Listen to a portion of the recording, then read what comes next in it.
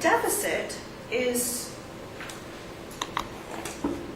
when you subtract our actual for this year, and it's for this year, or whatever period of time we're talking about, the level of spending minus the tax revenues that we're bringing in.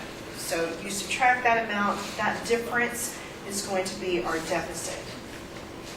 To make up that deficit, we may need to borrow money if we're still going to continue spending, and all of our outstanding bonds that we're going to have to pay, so all of our cumulative borrowed amounts that we've had to incur because of this year's deficit and last year's and the year before that, all of that added up together that we need to pay back is our cumulative debt.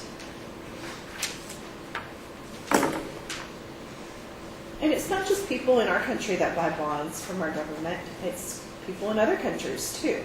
They buy bonds, and so when you say that, sometimes you'll see on TV or the media saying that, China owns a lot of our debt. It's because they bought a lot of our bonds to finance our deficit spending.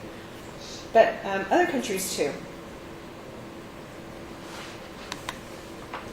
Now let's skip over to this slide that says fiscal policy and aggregate supply. Okay, it says at the top, most economists believe that it's aggregate demand that we should be focusing on, shifting it to the right or to the left.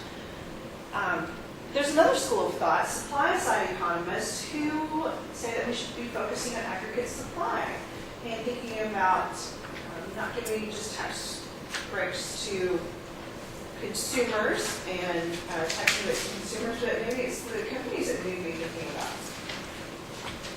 So we've heard of supply-side economics. But there are people who criticize this idea or this school of thought also. Have y'all heard of Reaganomics? Or some people refer to that as voodoo economics. They don't like this idea because they're saying, why are you giving tax breaks to big corporations and businesses?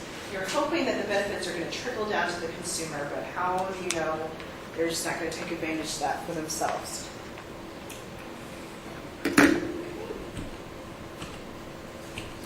Everything that we've been talking about, fiscal and monetary policy, it's very Keynesian. Remember that economics track we watched last time?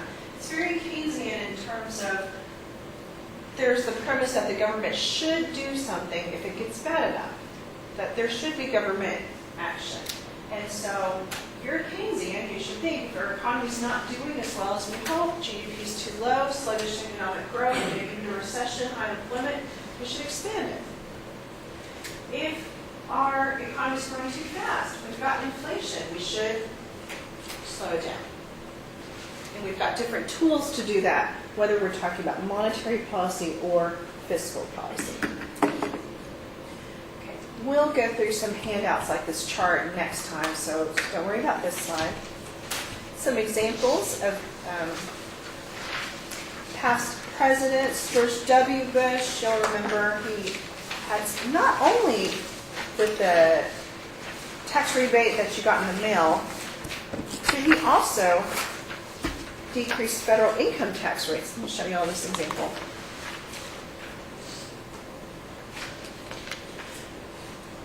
This year you saw your payroll taxes increase. You almost saw your federal income taxes tax rates increase also.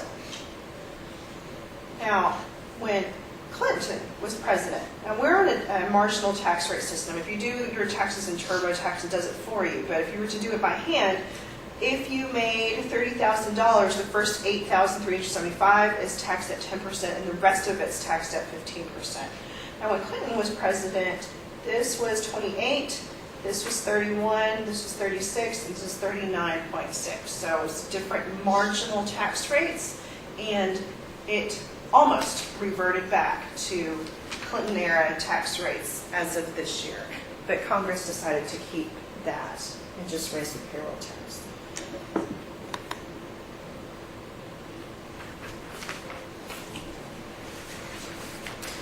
Okay. If you are more thinking along in the terms of Hayek, the government shouldn't get involved, what would you say? Well, you can make a case against the government actively stabilizing the economy because you could argue that all this monetary policy, the FOMC voting, by the time they buy and sell bonds to impact the interest rate. By the time that actually impacts aggregate demand, takes months or even up to a year to actually impact our economy. For people to react to interest rates. It's not instantaneous. I don't think this comes as a shock to anybody that it takes a long time for Congress to decide what to actually do and then actually implement it. And so that process can take months or years as well. And so by the time that policy actually impacts our economy, do we even need it anymore? And, you know, someone like Hayek would say, no, but maybe not. And that's why the government shouldn't get involved in the first place. For the exam, though, I want you all to think as a Keynesian in terms of the policies that we've talked about. Automatic stabilizers, these are things that Congress doesn't have to meet on, that the FOMC doesn't have to meet on to vote on. These are things that are already set up in place, like unemployment benefits, for example. Congress might vote on this to extend it, but the program's in place, you just go and apply for them if you